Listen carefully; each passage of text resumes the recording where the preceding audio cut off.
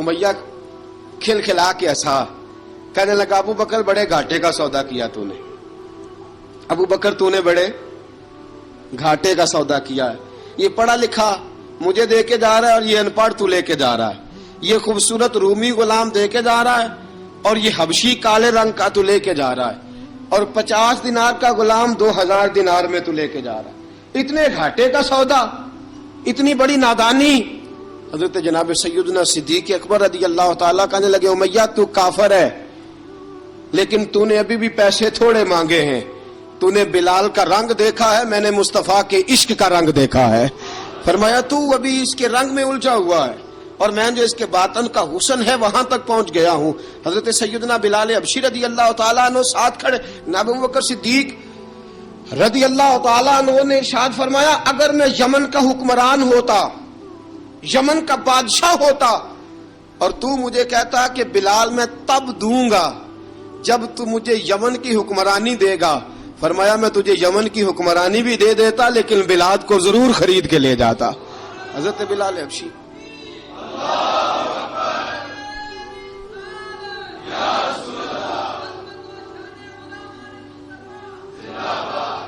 जनाब सैयदना बिलाल हबशी हजरत सैयदना अबू बकर सिद्दीक फरमाते हैं जब मैं बिलाल को लेने गया तो हाल पता क्या था, इधर देखिएगा। फरमाते हैं कि टांगे ऊपर करके ना जिस तरह आदमी रकू में बैठता है इस तरह करके ना टांगे और सर फिर जमीन को लगा के जिस तरह सजदे में आप जाते हैं, लेकिन बिल्कुल टांगों के साथ सर रख के। फरमाते हैं 4 भारी चक्कियां रेत पे हजरत बिलाल थे, उनके ऊपर चक्कियां रखी हुई थी और फरमाते हैं हजरत बिलाल थोड़ी थोड़ी हरकत करते थे तो वो चक्कियां जिस्म के साथ लगती थी ना, पार्ट उनके, फरमाते हैं जख्म बन गए थे, खून निकलता था। फरमाते हैं मैंने वहां से जाके हजरत बिलाल को निकाला, पैसे दिए, लेके आया तो जनाब बिलाल कहने लगे जल्दी जल्दी चलो हुजूर के पास, जरा जल्दी जल्दी चलो, दरे मुस्तफा पे जल्दी करो। तो जनाब सैयदना बिलाल हबशी रज़ी अल्लाह ताला अन्हु के जवाब में हजरत अबू बकर सिद्दीक कहने लगे बिलाल जल्दी ना कर, जब मैं आया था तो हुजूर तेरे लिए आंसू बहा रहे थे, अगर तुझे इस हालत में जख्मी देखेंगे तो मेरे मुस्तफा को और ज्यादा रोना पड़ेगा। तू मेरे साथ घर चल, मैं तुझे कपड़े पहनाता हूँ, मैं तेरे जख्मों पे पट्टी करता हूँ। हजरत अबू बकर सिद्दीक मिजाज शनासाए नबूवत थे ना, फरमाया चल मेरे साथ, मैं जरा तेरी मरहम पट्टी कर लूं, मैं जरा तेरा मुंह धो डालूं, मैं जरा तुझे कंघी कर लूं, तू मेरे साथ चल। जनाब बिलाल फरमाते हैं जब से पैदा हुआ तब से गुलाम था, कभी किसी ने मेरे कपड़ों की फिक्र नहीं की थी, मुझे तो उमैया 4-4 दिन रोटी नहीं देता था। फरमाते हैं जब मैं गया अबू बकर के साथ, अबू बकर सिद्दीक ने एक चटाई बिछाई, सिद्दीक अकबर चटाई के ऊपर मेरे साथ बैठ गए। फरमाते अबू बकर ने तेल मंगाया, वो तेल मेरे जख्मों पे, अबू बकर सिद्दीक ने वो तेल मेरे सर पे, मेरी दाढ़ी पे, फरमाते हैं फिर कंघा किया। फिर अबू बकर सिद्दीक ने एक जोड़ा मंगाया, वो कपड़े मुझे पहनाए। अबू बकर सिद्दीक ने पगड़ी मंगवाई, वो पगड़ी खोल के मेरे सर पे बंधवाई। फरमाते अबू बकर ने मुझे तैयार किया, फरमाया तू आज जा रहा है दरे रिसालत माप पे, दरे रिसालत माप पे, आज तू पहुंच रहा है हुजूर के दरवाजे पे, बन के जोगन मदीने नु जावांगी मैं, जो जो बीती नबी नु सुनावांगी मैं। हजरत जनाब सैयदना, और वो किसी शायर ने तो बड़ी शानदार बात की, उसने कहा बड़ी उम्मीद है सरकार कदमों में बुलाएंगे, करम की जब नजर होगी मदीने हम भी जाएंगे, अगर जाना मदीने में हुआ हम गम के मारों का, मकीने गुम्बदे खजरा को हाले दिल सुनाएंगे।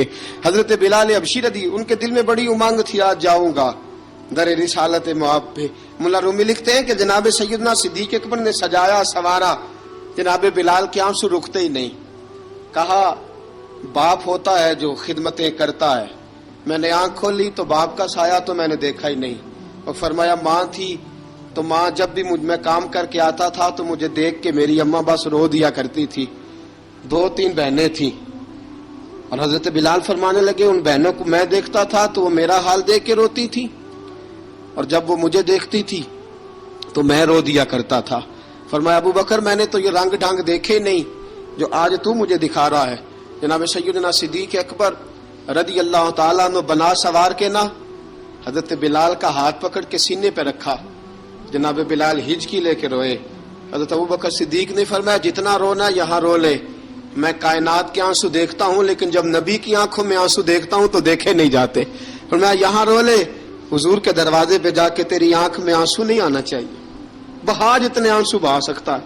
حضرت بلال حبشی بھی روئے، جناب صدیق اکبر بھی روئے. جب پہنچے نا دروازہ رسول پہ، حضرت سیدنا ابوبکر صدیق لے کے پہنچے، پابند کر دیا تھا نا حضرت بلال کو، بلال تو نے رونا نہیں، عشق ہوئے تے درد ہوئے تے ہائے نکلے، پھر کوئی نہیں رہندا جار کے. حضرت سیدنا بلال حبشی کو لے کے پہنچے در مصطفیٰ پہ.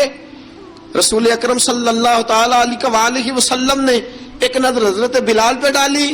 جناب بلال نے یوں آنکھ ملائی تو سر جھکا لیا، وعدہ کیا تھا نا رونا نہیں، سر جھکا لیا. اب دوسری نظر نبی کریم صلی اللہ تعالی علیہ وسلم نے جب اٹھائی نا حضرت ابوبکر صدیق کی طرف، تو حضور نے فرمایا صدیق تیرا شکریہ، ابوبکر اللہ تجھے جزا دے. جب رسول پاک کی زبان سے یہ لفظ نکلے تو جناب صدیق اکبر نے ہاتھ اٹھائے، یوں ہاتھ باندھے جب رسول پاک کے سامنے، تو سب سے زیادہ آنسو ابوبکر صدیق کے اپنے نکل گئے. کہا یا رسول اللہ میں غریب بے نوا، تو امیر حرم، تو کجا من کجا.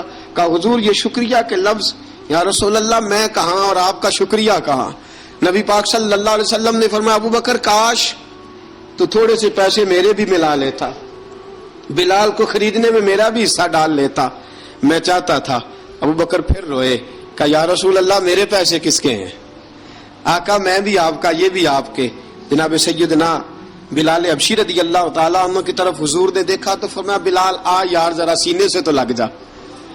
اب حضرت بلال دوڑے، جب رسول پاک کے سینے سے لگے تو ایک جملہ میرے محبوب کی زبان سے، فرمایا بلال تو نے بڑی سختیاں برداشت کی ہیں، تجھے میرا اللہ ہی جزا عطا فرمائے گا، تو نے بڑے دکھ دیکھے ہیں. اب سیدنا بلال تڑپے، رسول پاک صلی اللہ تعالی علیہ وسلم بھی روئے. حضور نے اپنے ساتھ بٹھا لیا سیدنا بلال کو. حضور نے گھر پیغام بھیجا، فرمایا ختیجہ گھر میں کچھ ہے تو بھیجو، بلال آیا ہے. اب حضرت خدیجہ الکبریٰ اندر سے کیا آواز دیتی ہیں؟ کہتے ہیں حضور مبارک ہو، اللہ نے بلال کو آزادی عطا فرما دی.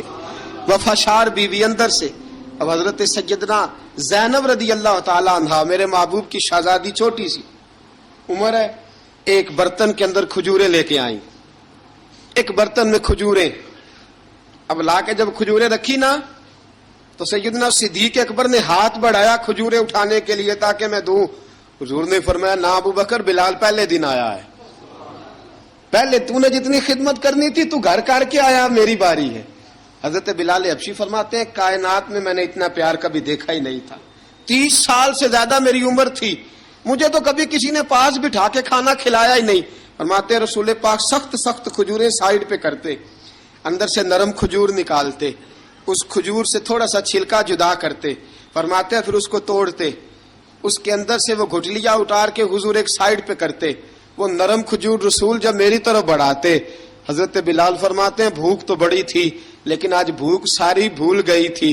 آج مجھے یوں لگتا تھا جیسے میں زمین پہ نہیں عرش کی بلندیوں پہ بیٹھا ہوا ہوں. آج لگتا تھا کائنات کی ساری نعمتیں، ساری رحمتیں، سارا کرم، ساری عطا، سارا فضل، ساری عنایتیں میری جھولی میں گر گئی ہیں. فرماتے ہیں رسول پاک صلی اللہ تعالی علیہ وسلم نے مجھے بڑے محبت سے بٹھایا، حضور علیہ السلام نے محبت سے کھلایا، دودھ پلایا. فرماتے بڑا پیار کر کے نا، تو جناب سیدنا صدیق اکبر نے کہا حضور بلال کی ڈیوٹی کیا ہوگی؟ حضور بلال کی ڈیوٹی کیا ہوگی؟ حضرت بلال کہنے لگے حضور میں فارغ رہنے کا تو عادی نہیں، میں تو جفا کا آدمی ہوں، محنت کرنے والا، ڈیوٹی کیا ہوگی؟ رسول پاک نے فرمایا بلال یہ میرا گھر ہے، آج کے بعد میرا نہیں یہ تیرا گھر ہے.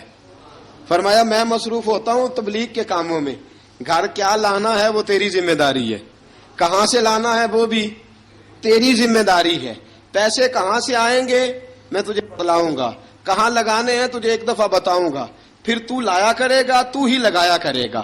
فرمایا میرا پرسنل سیکٹری بن کے رہے گا، تو خاص مقام تجھے دیا جائے گا. حضرت سیدنا بلال حبشی رضی اللہ تعالی عنہ کو رسول اکرم صلی اللہ تعالی علیہ وسلم نے اس کام پر مقرر فرما دیا. اب دیکھیے حضرت بلال رضی اللہ تعالیٰ عنہ جب در مصطفیٰ صلی اللہ تعالیٰ علیہ وسلم پر پہنچ جاتے ہیں اور پہنچنے کے بعد کیا مسئلہ ہے جی کیوں نہیں چل رہا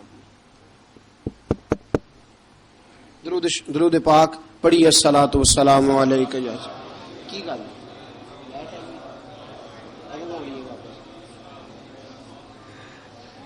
میں یہ گزارش کر رہا تھا کہ حضرت بلال حبشی رضی اللہ تعالیٰ عنہ کو رسول پاک نے یہ ڈیوٹی عطا فرما دی.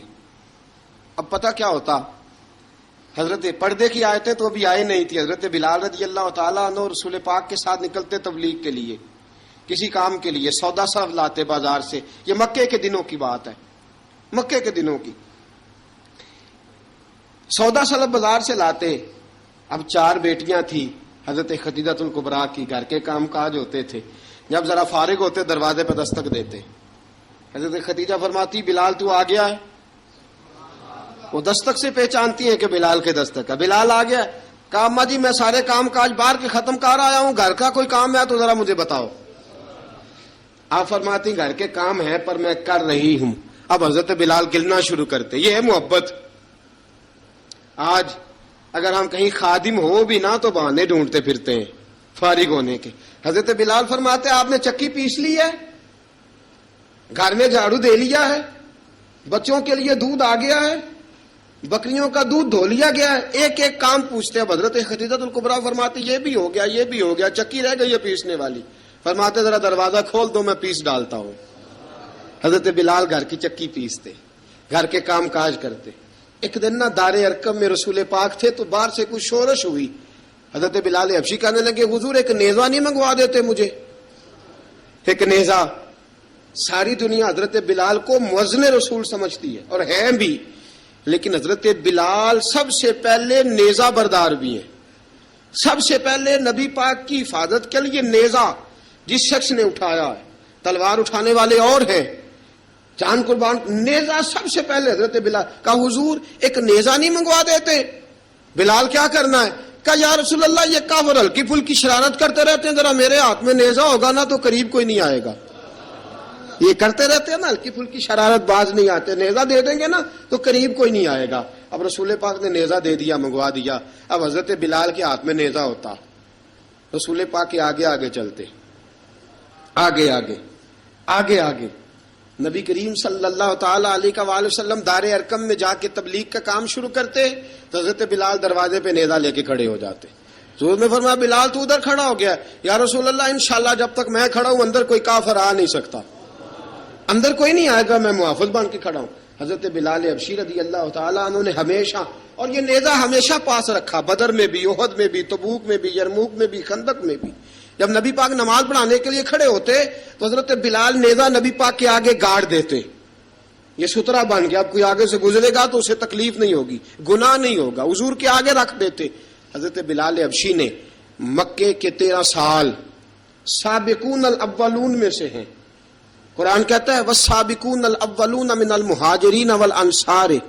فرمایا وہ جو پہلے سبقت لینے والے ہیں نا مہاجر اور انصار, پہلے جنہوں نے سب سے پہلے کلمہ پڑھا, وہ مہاجر اور انصار جنہوں نے پہلے کلمہ پڑھا. اور فرمایا والذین اتبعوہم باحسان, اور وہ جنہوں نے احسان کے ساتھ ان کی پیروی کی, رضی اللہ عنہم ورضوا عنہ. فرمایا وہ اللہ سے راضی ہیں, اللہ ان سے راضی ہے. اللہ انہیں جنت میں داخل کرے گا جس کے نیچے نہریں بہ رہی ہیں. ذالک الفوز العظیم. فرمایا یہ بہت بڑی کامیابی ہے پہلے کلمہ پڑھ لینا. حضرت بلال سابقون الاولون میں سے, پہلے کلمہ پڑھنے والے لوگوں میں سے. جناب سیدنا بلال حبشی رضی اللہ تعالیٰ عنہ نے پوری دلیری کے ساتھ کام کیا. اب آ گیا وقت ہجرت کا. رسول پاک صلی اللہ تعالی علیہ وسلم نے حضرت بلال کو فرمایا بلال تو ہجرت کر جا مدینے کی طرف, چلا جا. حضرت بلال نے عرض کی حضور میں غلام ہوں, خادم ہوں, ہر حکم ماننا میری ڈیوٹی ہے, لیکن ایک عرض کرنی ہے صرف. حضور نے فرمایا بلال کرو. کہا یا رسول اللہ آپ مدینے آئیں گے نا, آپ آئیں گے مدینے؟ رسول پاک صلی اللہ علیہ وسلم مسکرا پڑے, فرمایا ہاں میں بھی آؤں گا. کہا حضور بس ٹھیک ہے, بتائیں کب جانا ہے, بس اتنی سی بات ہے. آپ آئیں گے نا؟ حضور نے فرمایا آؤں گا. کہا پھر ٹھیک ہے, بتائیں کب جانا ہے. سرور کون مکان سیاح لا مکان صلی اللہ تعالی علیہ وسلم نے فرمایا بلال یہ 16 مرد عورتوں بچوں پر مشتمل 16 لوگوں پر مشتمل یہ قافلہ ہے. اس قافلے کے اوپر تجھے میں امیر مقرر کرتا ہوں، تو ان کو لے کے جائے گا مکے سے مدینے، 250 کلومیٹر کا سفر، 250 میل کا سفر. حضرت بلال حبشی رضی اللہ تعالیٰ عنہ قافلے کے امیر بن کے، سخت گرمی کا موسم، حضرت بلال کے ہاتھوں میں تلوار ہے، ایک ہاتھ میں نیزہ ہے، ایک ہاتھ میں تلوار ہے، تیر آپ نے پیچھے باندھ رکھے ہیں پشت پہ، اور آپ لے کے جا رہے ہیں، کبھی قافلے کے آگے، کبھی پیچھے، کبھی دائیں کبھی بائیں. وہ عورتیں اور بچے ذرا پریشان ہوتے تو حضرت بلال فرماتے پریشان ہونے کی ضرورت نہیں، ہمیں مصطفیٰ کریم نے بھیجا ہے، ہمیں نبی اکرم صلی اللہ علیہ وسلم نے بھیجا. میرا یقین بڑا مضبوط ہے اور میں نبی پاک صلی اللہ علیہ وسلم نے بھیجا، فکر نہ کرو، چلو. اب یہ قافلہ جا رہا ہے، حضرت بلال حبشی نے بخیر و عافیت سپہ سالار بن کر اس قافلے کو پہنچایا مدینے میں. اب مدینے پہنچا کے سارے لوگ مدینے والے مدینے میں لگ گئے اپنے اپنے کام. حضرت بلال پہلے دن ہی آ کے مدینہ منورہ سے باہر سرحد پہ کھڑے ہو گئے. کہا بلال ادھر کیا کر رہے ہو؟ کہا وعدہ کیا تھا یار نے آؤں گا دن ڈھلے، نبی پاک علیہ السلام نے وعدہ فرمایا تھا میں آؤں گا، اب میرا تو کام ہے نبی پاک کا انتظار کرنا، استقبال کرنا. حضرت بلال روز انتظار کرتے. رسول پاک تشریف لے آئے، حضور حکم کیا ہے؟ فرمایا مسجد بنانی ہے، مسجد قباء بن رہی ہے.